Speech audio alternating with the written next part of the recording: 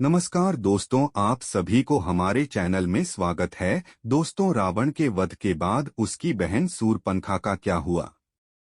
शूर्पणखा के साथ किसने किया था बलात्कार? आखिर शूर्पणखा कहाँ चली गई? आज के वीडियो में हम आपको बताएंगे शूर्पणखा के वो राज जो कुछ लोग ही जानते हैं।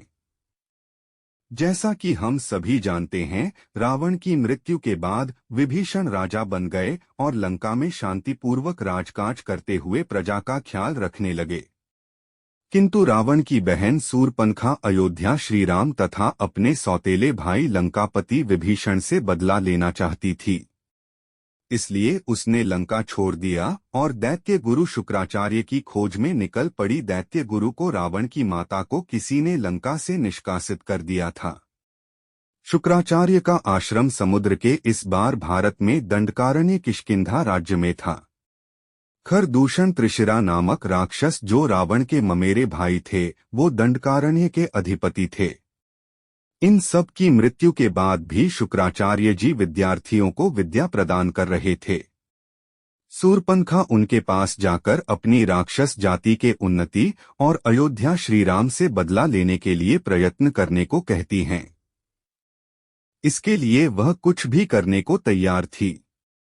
शुक्राचार्य जी ने कहा, यहाँ का राजा सुग्रीव, लंका का राजा विभीषण और समस्त भारत के सभी राजा अयोध्या के राजा राम के अधीन हैं।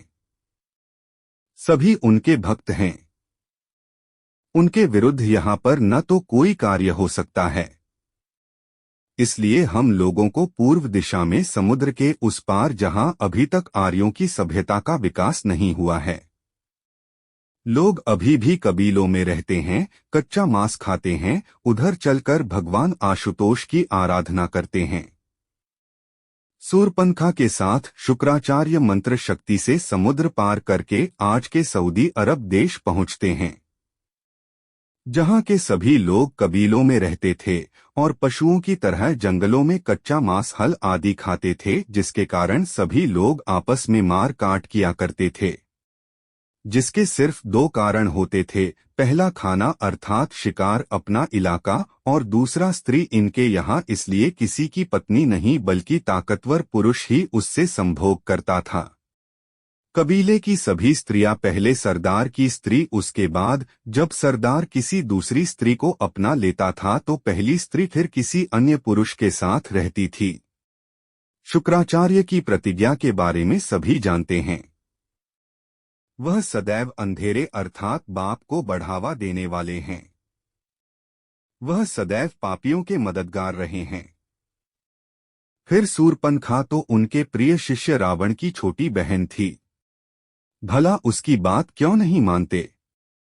शूर्पणखा की नाक कटी हुई थी, वहां हमेशा अपना मुख ढककर रख दी थी। हालांकि बहुत सुंदर भी थी और साथ साथ माया भी जानती थी और कोई भी रूप ले सकती थी।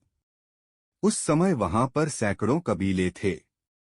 मनुष्य जानवरों की तरह इधर उधर जंगलों में भटकते थे और उनके सिर्फ दो ही काम थे, भूख लगे तो शिकार करके कच्चा ही खा जाओ और स्त्री देखते ही सहवास करना। शूर्पणखा के साथ शुक्राचार्य जी ने भगवान शिव के प्रतिरूप अर्थात शिवलिंग की स्थापना करके शिव आराधना शुरू कर दिया।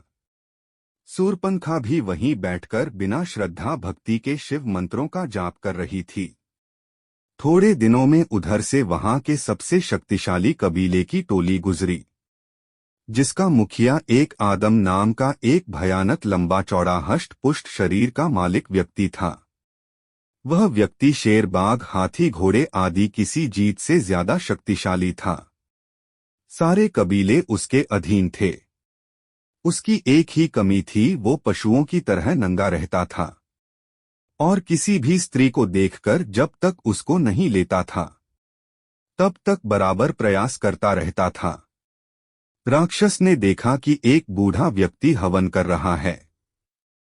उसके सामने एक स्त्री जिसने मुख पर कपड़ा ढक रखा है। वह सुंदर स्त्री अगर मुखिया को मिल जाए तो मुखिया के साथ रह रही उसकी स्त्री का भोग हम सबको मिल जाएगा।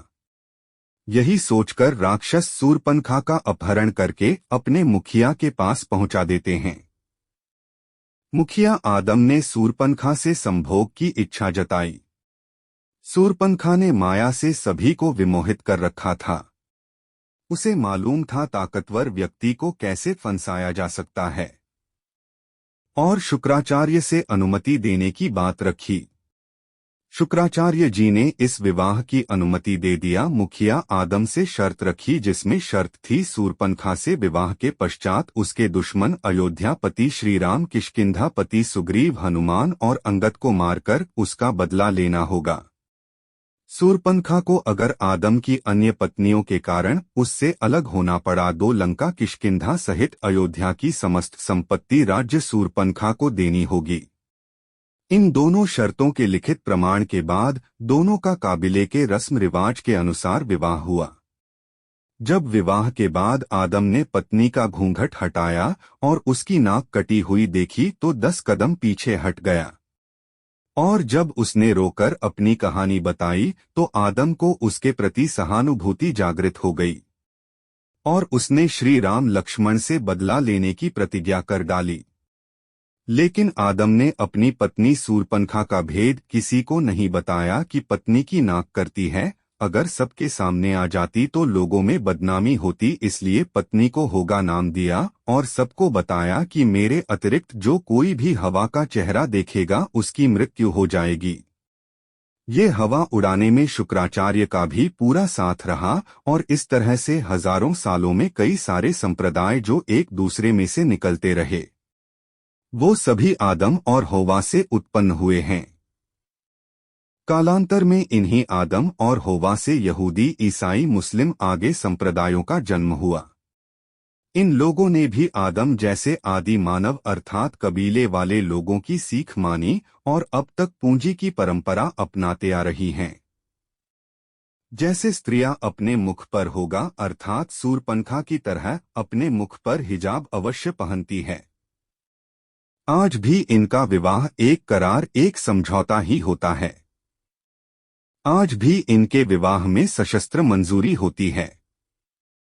एक दूसरे को शक सुनाते हुए हर अर्थात स्त्री को दी जाने वाली रकम का जिक्र करते हुए रजामंदी ली जाती है। अगर किसी कारण विवाह विच्छेद होता है, 2 मेहर की रकम पुरुष स्त्री को अदा करता है। तो इस तरह सूर्पनखा रावण की मृत्यु के बाद अरब देशों में चली गई थी। आदम नामक व्यक्ति जो कई कबीलों का सरदार था, सूर्पनखा उससे शर्त के साथ संबंध बनाने को राजी हुई थी। न कर दी है, यह छिपाने के लिए हिजाब डालने की परंपरा शुरू की थी।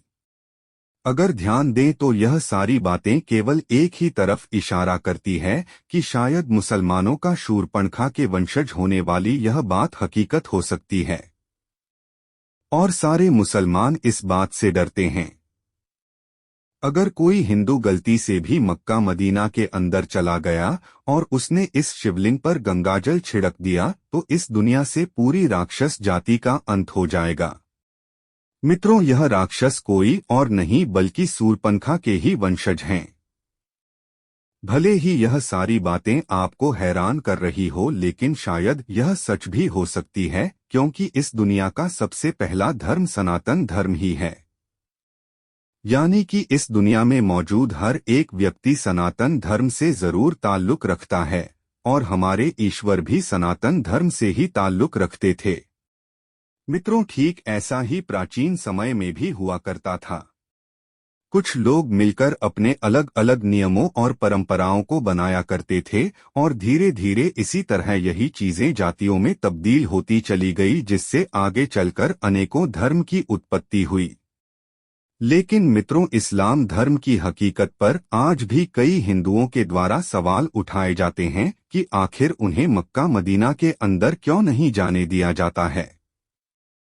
वैसे मित्रों, कमेंट करके बताइए कि आपको क्या लगता है, मक्का मदीना के बारे में कही जाने वाली यह सारी बातें क्या सच हो सकती है, या फिर यह सब एकमात्र कल्पना है।